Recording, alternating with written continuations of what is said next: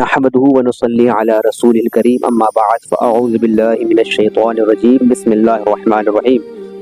London کے ایک مشہور جوہری کی دکان میں ایک خوبصورت عورت بڑی ٹھاٹ اور امیرانہ شان و شوکت سے داخل ہوئی اور کہنے لگی، میں فلاں ڈاکٹر کی بیوی ہوں، ہمیں کچھ بیش قیمت جواہرات درکار ہے۔ مالک دکان نے بہت سی قیمتی جواہرات نکال کر پیش کیے۔ عورت نے کچھ جواہرات چن کر کہا، انہیں ایک ڈبے میں بند کر کے اپنا آدمی میرے ساتھ کر دو۔ باہر کار کھڑی ہے، آپ کا آدمی میرے ساتھ چلے تاکہ یہ جواہرات ڈاکٹر صاحب بھی دیکھ کر پسند کر لیں۔ ان کی قیمت آپ کے آدمی کو وہیں ادا کر دی جائے گی۔ چنانچہ مالک دکان نے ہزاروں روپے کی مالیت کے وہ جواہرات ایک ڈبے میں بند کر کے اس عورت کے حوالے کیے اور اپنا ملازم ساتھ بھیج دیا، اور عورت بھی اپنی کار میں اسے اٹھا کر چل دی۔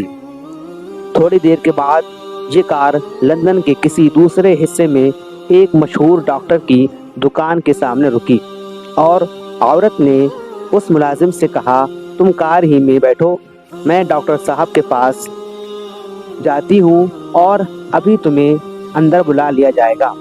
ملازم کار ہی میں رہا اور عورت ڈاکٹر صاحب کے مطب میں داخل ہو گئی اور ڈاکٹر صاحب سے کہنے لگی، ڈاکٹر صاحب، میرا شوہر دماغی مریض ہے، کسی زمانے میں بہت بڑا جوہری تھا،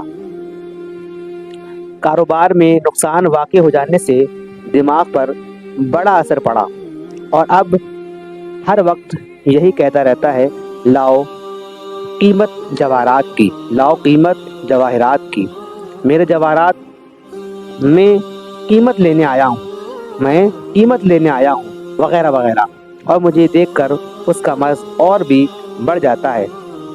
میں اسے ساتھ لے کر میں اس ساتھ والے کمرے میں بیٹھی ہوں، وہ کار میں بیٹھا ہے، آپ اسے اندر بلا کر اس کی تشخیص کریں۔ ڈاکٹر صاحب، یہ لیجئے اپنی فیس۔ معقول فیس دے کر عورت خود دوسرے کمرے میں چلی گئی، اور ڈاکٹر صاحب نے اپنے دو آدمی باہر بھیج دیے کہ مریض کو اندر لے آؤ۔ ملازم اندر آیا تو آتے ہی بولا، ڈاکٹر صاحب، پسند آ گئے جواہرات، اب قیمت دیجیے۔ ڈاکٹر صاحب نے مسکرا کر کہا، بیٹھ جائیے، ابھی سب ٹھیک ہو جائے گا، اور پھر اس کا معائنہ کرنے لگا۔ ملازم نے گھبرا کر پوچھا کہ یہ کیا ہے؟ ڈاکٹر نے سارا قصہ سنایا تو ملازم نے بھی سارا واقعہ کہہ سنایا۔ اب جو گھبرا کر کمرے میں گئے تو عورت غائب تھی، باہر نکلے تو کار بھی غائب تھی۔ اس تمام حکایت سے ہم کو یہ سبق ملتا ہے کہ اس فیشنیبل دور میں بڑے بڑے فیشنیبل دھوکے بھی ہوتے ہیں، لہٰذا بڑا چوکنا رہنے کی ضرورت ہے۔